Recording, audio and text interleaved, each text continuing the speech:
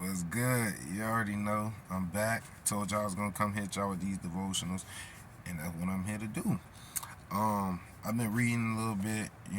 Like I stated before, I stayed away from the devotion because I haven't been consistent with it, and to be consistent with God is key. To even like being a worshiper, a follower, anything you want to call it.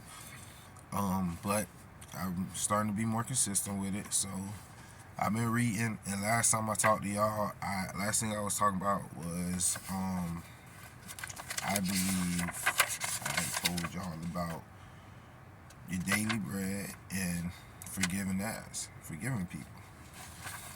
I've read Lead Us Not, being led by God, Be One, working talking about unity. We're gonna go through this. So that's one, two, three, four, five, six, seven, eight, nine. That's nine devotions I've been reading on, and I'm gonna talk to y'all about.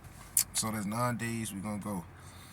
You know what I'm saying? So y'all tune in and y'all work with me. So this last one I've read, and I really want to stick with this one is because it's something that we deal with a lot, and it's called opposition.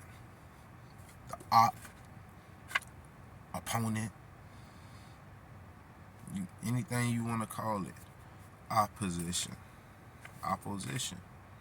So with opposition, the thing about opposition is everybody gets put in one. It don't matter if it's small, if it's big, if it's large, if it's long. It can be weekly, bi-weekly, every monthly, yearly. Everybody gets hit with opposition. But the question is, what do you do when you're in the opposition? A lot of us tend to try to mentally figure things out on our own. People try to let anger control it. People try to let violence control it. People try to use narcissism.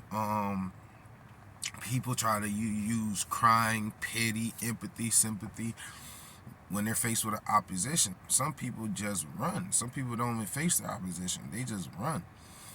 So with that, we can't do that. None of that's right. Trying to figure it out on your own is not right. Trying to be mad about it is not right. None of that is right. When it comes to opposition, you have to pray. You have to pray. So I'm gonna read this, and then I want y'all to understand what I'm saying. Opposition.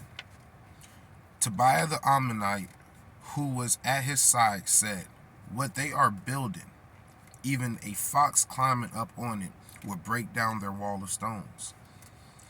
What do you do in the face of opposition? Oh, by the way, that's Nehemiah 4:3. So, rephrase. What do you do in the face of opposition? It's easy to let opposition push us into a sense of defeat. Other times it's easy to lash out, launching a counterattack at the person who opposes us. Perhaps hardest of all is to persevere, pressing through the opposition. You may remember that Nehemiah's heart had broken when he heard the news of his hometown lying in ruins. He went home and sought its restoration. But not too long into but not too long into that process, he met opposition.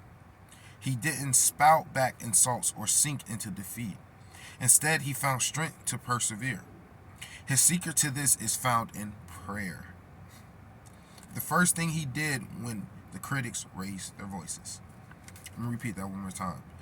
Instead, he found strength to persevere. His secret to this is found in prayer. The first thing he did when the critics raised their voices. When you're seeking to make a positive impact, you will encounter opposition. The opposition comes internally as you experience self-doubt and find yourself distracted. The opposition comes externally as you hear the voices of critics and questioners. Whether the opposition is internal or external, the path of perseverance begins with prayer.